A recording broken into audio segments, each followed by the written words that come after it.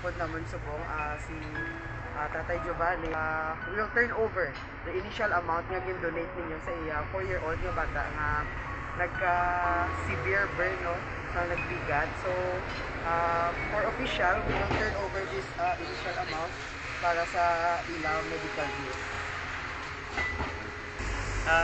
Nagpasalamat din kami sa tanan sila ng Ubig sa kay Joanna Isabel. Because regards sa update, waiting pa siya for recovery para sa second operation niya.